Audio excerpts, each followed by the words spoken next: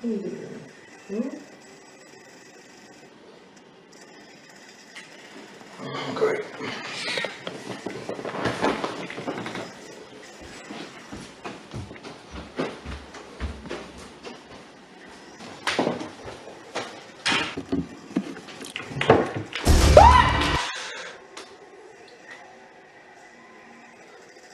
What the hell are you staring at me like that? Guess what I bought us? What?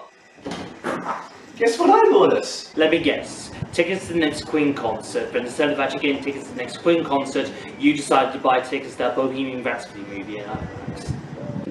Don't be ridiculous. That movie isn't in the cinema anymore. Guess again. I don't need to guess what the video is. People have already clicked on the video and are not dumb enough to not read the title. Let's just go. Hurrah! We get to see Burning Serpent. Who? You fucking bastard.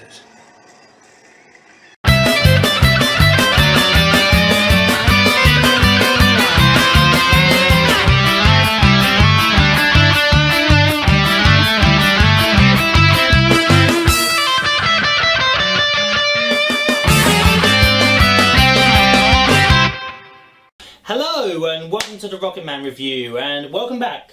Thank you for having me back. Oh, no worries, mate. So big shout out to Brandon Abraham who wrote that sketch. Well done. Yeah. So this is the Rocketman review. So story is that this is the story of Elton John, and Elton John, in my opinion, is one of the best piano players and the best artists today.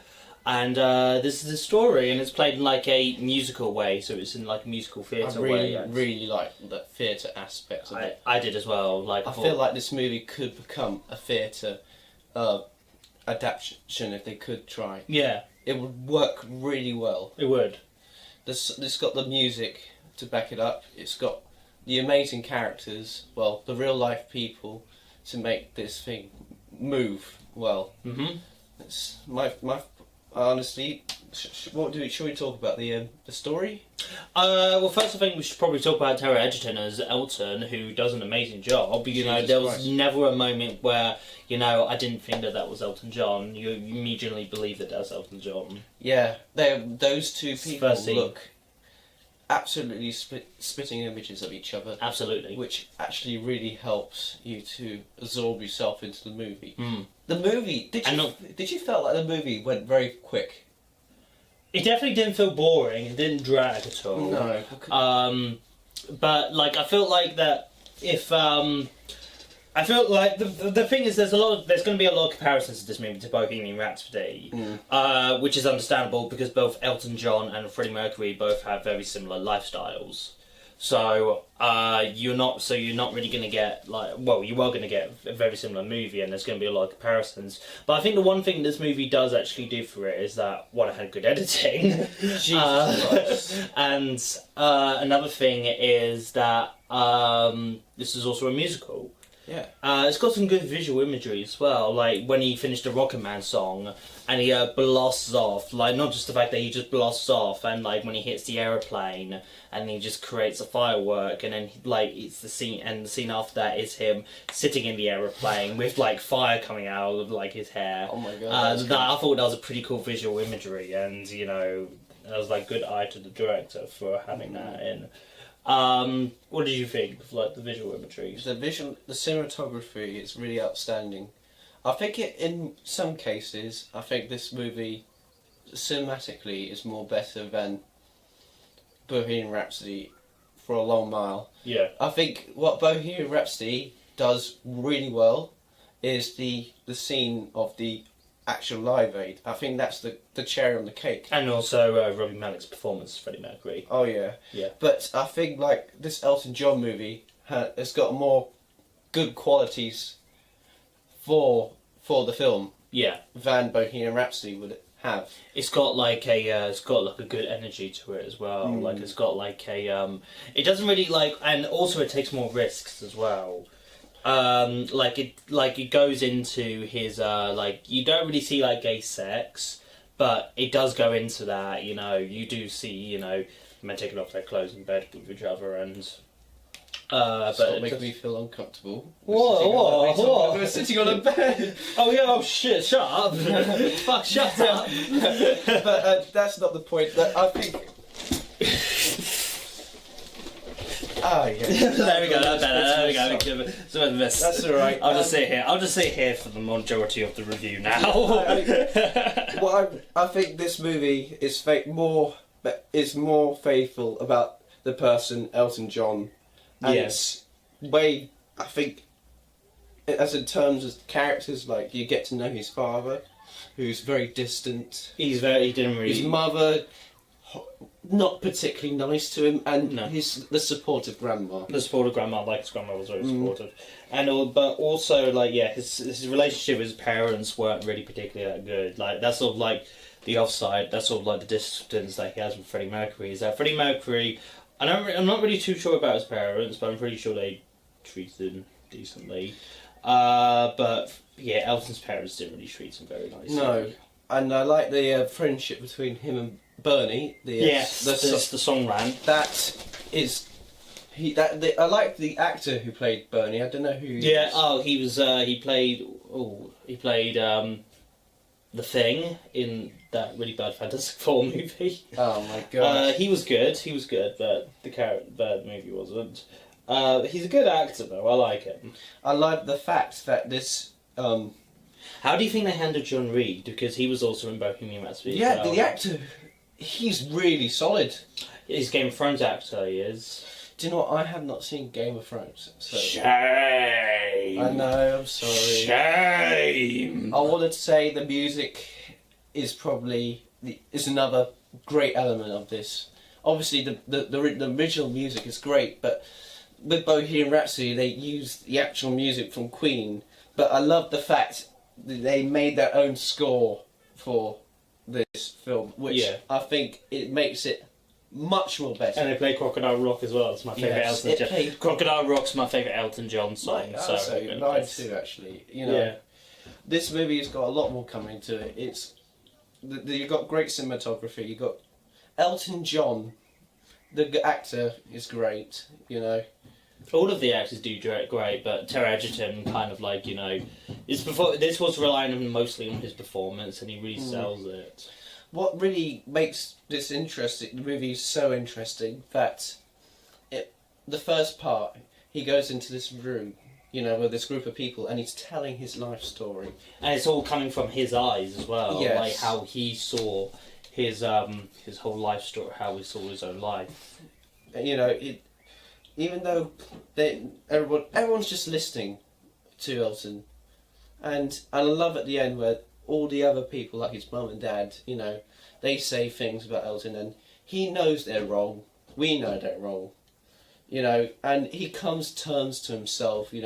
He speaks to his, the young version, the kid version of it, and I thought that was the most emotionally gripping part when he comes to terms with himself. Yeah. What about me, Reginald Dwight? I thought that. Yeah, that really hit me there. Is there anything else? You know what?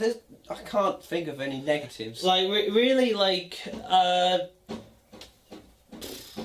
it'll probably come back to me later on about what I didn't like about this movie. But at this moment, I can't really think of anything. It needs a rewatch. But I feel like I'm more inclined to watch this movie than Bohemian Rhapsody, because Bohemian Rhapsody is very linear. It's just focus. I don't know. It's just not as good. I think. I think this movie definitely takes more risk than Bohemian Rhapsody. I mean, I like Bohemian Rhapsody, and I watch it over and over and again. But I feel like this movie definitely took more risks than Bohemian Rhapsody did. Obviously. Like this one definitely, and I feel like that's just to do with the people who actually were telling the life story, kind of accepted what happened instead of actually being involved with your bandmates who are just no, you can't do that, that's not true. They were concerned about representation a lot. Yeah, when people already know about the history behind it, it's you didn't really need to, Did Elton John actually had anything to do? He was an executive producer. He had an involvement in the movie. But do you think he had less? He probably had a word in there. Yeah, obviously, but I feel like I feel like he wanted Taron Egerton to play the part, but he wanted it like he had a big involvement. I feel like Elton John sort of like, all right, he'd be like, well, you do what you do best, you know, make a good movie, like, and with Brian May and Roger Taylor, they were so concerned how they wanted it to be more about Queen than Freddie Mercury, and even though Freddie Mercury was like front and centre with the movie, it felt more like a Queen movie than a Freddie Mercury biopic. I think this. I hope this movie actually becomes a theatre thing, because I think it's sort of like The Greatest Showman, like, because I want that to become like a theatre show a bit. Yeah, do you know what? That it just makes itself a theatre movie. It does, like there's sort of like, you know, works in it. It's like you can actually make that into a theatre. And I think you can say that about all musicals, though. Like, all musicals can really be made into a theatre and made into a movie. But no, this movie had like a good energy to it. I love the fact. I love where at the end of the movie it tells you about Elton John, how he is now. I thought. Well, they do that quite a bit in biopics, and they're like, yeah, Elton John's has been sober, but he still has a shopping addiction. Yeah. Yeah. The only negative I could say about this movie, I thought the starting parts with all the companies was a bit in your face, a tiny bit. But what bit was this? you know, the very start, you know, like presenting by Paramount, and there was a lot of studios. Yeah, there was a lot of people behind it. Oh, come on! I was like, fucking start already. I came here to see Elton John, not your adverts, mate. Anyway, that's all I had to say. Yeah, I mean, I don't really know what else to say either, and I don't really want to, like, you know, drop the battery again. We tried to record this like about 3 more times, but the battery's so went. So we're just gonna. I think we might as well just give our views at the moment. Yep. So do you want to give your what would you give this? I'd give this movie an 8. An 8. It's a good movie. I don't think it deserves any higher because I don't know. It's not. It's never. You know, these movies, like, I think that so far, like, we've seen Bohemian Rhapsody set an example how some of these movies should be made, but I think the Rocketman movie is better because it's more theatrical, right? And it's made it better. What about you, Tom? For me, I would probably say I would probably give it a 6. There were a couple of times where I thought it was like a predictable story. Yeah. There's some things that I didn't expect, but I'm glad it took more risks. I didn't really like, you know, there was nothing really, I didn't think there was anything wrong with the movie, and I definitely would watch this again. But I don't really, like, I wouldn't really give it any higher than a 6, and I wouldn't give anything below 6. There's nothing really wrong with it, it's just, you know, a bit predictable, and that's pretty much it. So, yeah, I guess that's it. So, what did you think of Rocketman? Did you like it? Did you hate it? Comment down below, subscribe, and we'll see you next time. Bye. Me too. Yeah, subscribe to him. Yeah, subscribe to him. I'll put the link down in the description. And also for Graham as well, who also wrote the sketch. Thank you again. Have a nice day. Ta-ta.